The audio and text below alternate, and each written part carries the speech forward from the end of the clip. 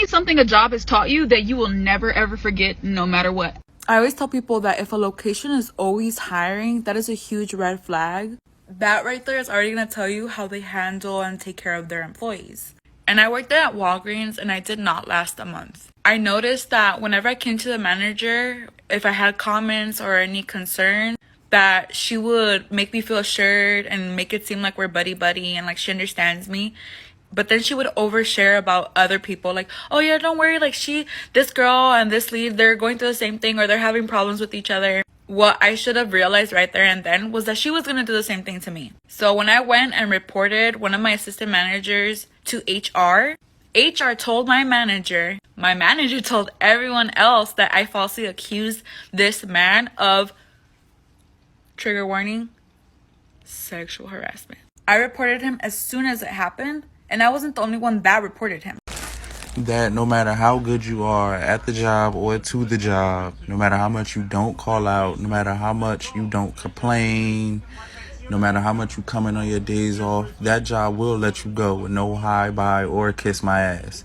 And they won't feel bad about it either. They will literally fire you and then rub salt into the wound. You're replaceable. You're just another number in the payroll for them. You're not that special. Don't do more than you've been paid for. They won't appreciate it and they'll just give you more because they know you can do it. You don't ask, you don't get. If you want help, you need to ask for it and make sure you back yourself. This means putting things in writing. So tomorrow, when somebody, probably your manager, tries to scapegoat you and blame you for why certain things haven't been done, you can back yourself to say, well, I actually asked for support and here it is. Even if you had a conversation with a colleague who's a really good friend and they've confirmed something for you, make sure you back it up in writing. If it's not written, it didn't happen. No job is worth your mental well-being, your health, and a disruption of your work-life balance. To keep a CYA folder. To cover your assets. So my job mentor taught me to keep a one-line journal of everything that I had done that day. Every phone call I made, email I replied to, person I interviewed, manager that I spoke with, so that way later, if anything ever came up into question, I had it written down in black and white. I still do this to this day. I have left that job and started my own business, and I still every day take about 30 seconds to jot down what I did that day. And it has saved me on so many occasions. Also, if I'm ever called to the stand as a witness, I wrote down all the evidence. So I used to work at a jewelry store, which was awful. I fucking hated it. I managed it, and I was a pretty goddamn good salesperson. I actually stopped selling because I actually felt like this is going to sound really shitty, but I was like too good at it. Do you know what I mean? Like, I always felt bad because people would buy shit that they didn't need, that I had talked them into. But what I found out most, and this is true of almost anything, people don't connect to a product, they connect to the story behind it. I mean, sometimes you're just empirically looking for, like, you're talking about a computer, that's all stats, but you talk about a brand, most of the time that's story, and a lot of people fall for it. But like, if you want to connect to almost anyone regarding almost anything, story. I think that's both beautiful that that's what we do, and I think it's horrific that capitalism has managed to turn that into a commodity. Number one, performance reviews don't matter. Employers often tell employees that to get a raise or promotion, they need to have a good performance review. That's false. You see, the company has already budgeted compensation months, if not years ago, and this pot of money was preset by a budget committee or an executive committee. Fact is, there'll be very little variance between people of the same pay grade, so employers are able to manage their costs effectively. Number two, performance can be massaged to look like whatever executives want it to look like. It's like painting circles around a target. Number two, studies and law firms have shown that HR is not your friend. Human resources looks after the interests of the employer, not the employee. Have a harassment issue with top management? Good luck having HR take your side.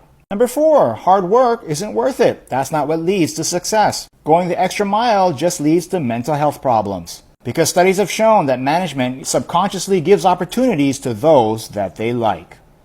I say this all the time. I said this to my sister the other day when she was dealing with a situation. I learned this at my first job at a restaurant, and it has just progressed through being a wedding planner. And here it is. It is impossible to reason with an unreasonable person.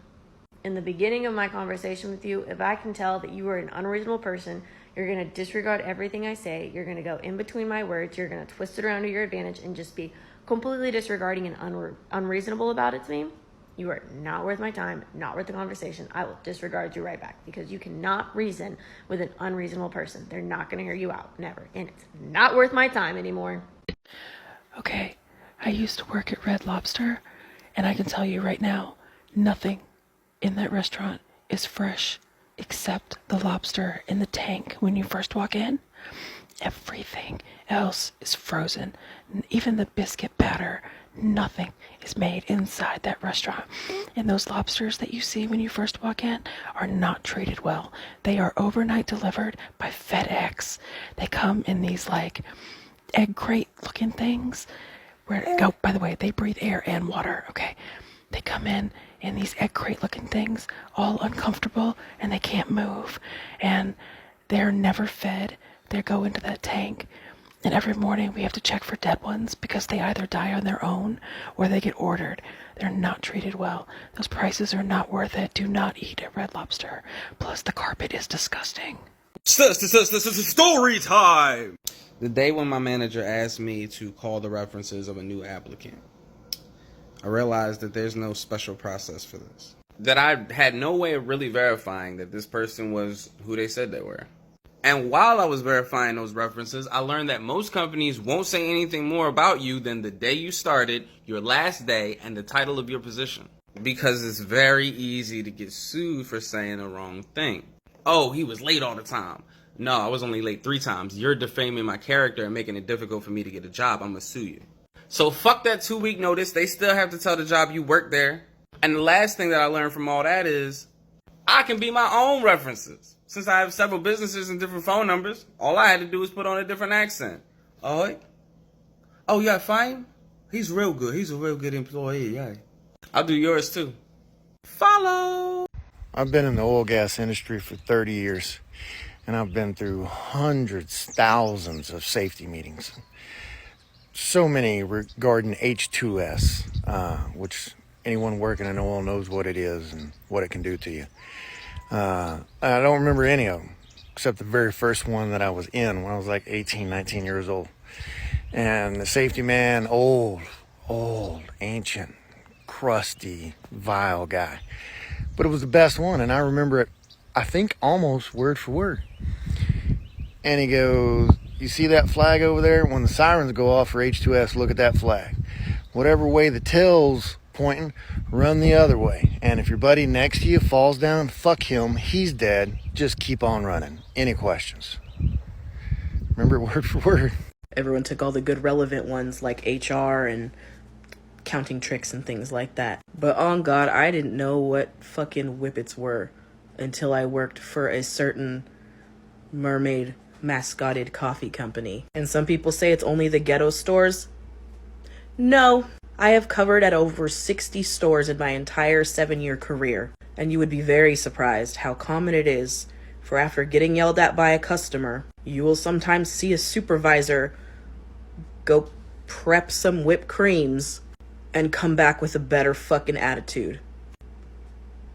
Yeah. Shit, I'm gonna give y'all a few because the jobs I worked at, they be having me fucked up. First off, fuck a 2 weeks notice, especially if that job don't respect you, fuck giving a 2 weeks notice. And don't come in my comments talking about, oh, you need to be professional. They don't ever give you a notice if they're gonna fire you or if they're gonna reduce your hours. Like, fuck that shit. Secondly, you are allowed to request off and don't ever let these jobs make you feel bad for doing so. They give you time off for a reason. And if you request a day off for something important and they don't give it to you, take the day off anyway, especially if you gave them an ample amount of time, take the fucking day off. Like, you gave them a month in advance or so to figure out the schedule. It is their job to figure it out. Don't let them guilt trip you into coming in. And lastly, be careful around your coworkers because just because y'all work together does not mean they're your fucking friend. That even somebody that you think is a friend at work is not a friend. Trust no one. Keep your mouth shut and just do your damn job.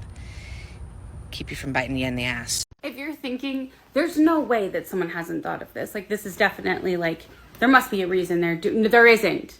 They didn't. No one thought of it. There is no reason it's being done that way. The only reason it's being done that way is one guy one time had a louder enough mouth in a meeting, and so now it's done that way. Challenge. Be graceful and humble while you challenge, but challenge things because the obvious problems are usually the actual problems, okay? Go fix the world. But you know what? Let's maybe stop feeding the corporate elite, okay? Can we start like maybe I